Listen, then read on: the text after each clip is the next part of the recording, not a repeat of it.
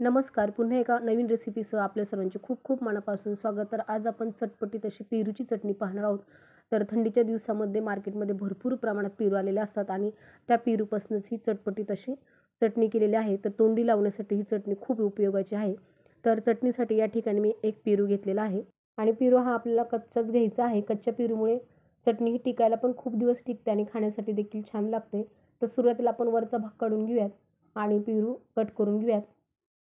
पिकलेला पेरू जर घेतला तर चटणी ही खाण्यासाठी चवीला छान लागत नाही आणि टिकायला देखील टिकत नाही. तर त्यामुळे आपल्याला हा कच्चा पेरू घ्यायचा आहे आणि हा पेरू कट करताना आपल्याला साईडनं त्याच्या स्लाईड कट करायच्या आहेत. मधोमध हा कच्चा असल्यामुळे कट होत नाही आहे आणि मधला जो बियांचा भाग आहे तर तो देखील आपल्याला काढून घ्यायचा आहे. तर चटणीमध्ये तुम्हाला जर आवडत असेल तर तुम्ही हा मधला भाग घेऊ शकतात, पण नाही घेतला तरी चालेल. तर हा मधला जो बियांचा भाग आहे तर तो मी काढून घेणार आहे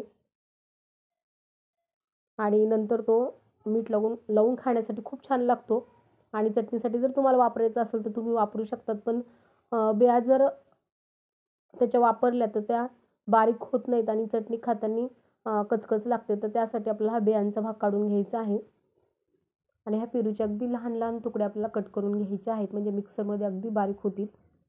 तर साधारण या पद्धतीने आपले हे बारीक तुकडे कट करून झालेले आहेत. आता हे मिक्सरला घालून घेऊयात. इथे मी बियांचा भाग काढून बाजूला ठेवलेला आहे. तर मिक्सरच्या भांड्यामध्ये आपल्याला ह्या सर्व फोडी घालून घ्यायच्या आहेत आणि ही पेरूची चटणी अगदी लोणच्याप्रमाणेच आपण वरण भाताबरोबर किंवा कोणत्याही जेवणाबरोबर तोंडी लावू शकतो. इतकी टेस्टी आणि मस्त लागते. तर आता यामध्ये आपल्याला 10 ते 12 लसूण पाकळ्या घालून घ्यायच्या आहेत आणि 1 चमचे जिरं घालायचं आहे. लाल कश्मीरी तिखट आहे तर ते मी 2 चमचे घालून घेतलेलं आहे. चवीनुसार मीठ घालायचं आहे आणि याची आपल्याला पेस्ट तयार करून घ्यायची आहे. तर अगदी बारीक मी हे दळून घेतलेले आहे. अजिबात त्याचे तुकडेसुद्धा शिल्लक नाही आहेत. तर एका बाउलमध्ये आपण ही चटणी काढून घेऊयात आणि नंतर यावरती आपल्याला फोडणी मारून घ्यायची आहे. तर फोडणीसाठी थोडंसं तेल जास्त घ्यायचं, म्हणजे फोडणी छान बसते आणि चटणी टिकायला देखील जास्त टिकते. तर आता फोडणी पळीमध्ये 2 पळ्या तेल घालून घेतलेलं आहे. तेल गरम झालं की 1 चमचा मोहरी, 1 चमचा जिरं घालायचं आहे आणि अर्धा चमचा आपल्याला इकडं मेथी दाणे घालून घ्यायचे आहेत आणि यामध्ये थोडीशी कढीपत्त्याची पानं घालायची आहेत आणि अगदी बारीक चिरलेली कोथिंबीर स्वच्छ धुवून घेतलेली आहे तर ती देखील घालायची आहे.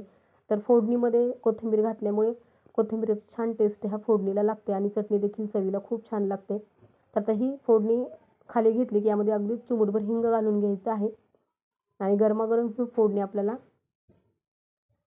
चटणीवरती घालून घ्यायची आहे आणि चमच्याच्या साहाय्याने छानपैकी आपण मिक्स करून घेऊयात. तर चटपटी छान चविष्ट अशी आपली पेरूची चटणी या ठिकाणी खाण्यासाठी तयार आहे. तर ही चटणी आरामशीर 8 ते 10 दिवस टिकते. तर ही चटणी तुम्ही मसाले भात असो किंवा मूग डाळीची खिचडी, वरण भात कशाबरोबरही खाऊ शकता. इतकी टेस्टी आणि मस्त लागते.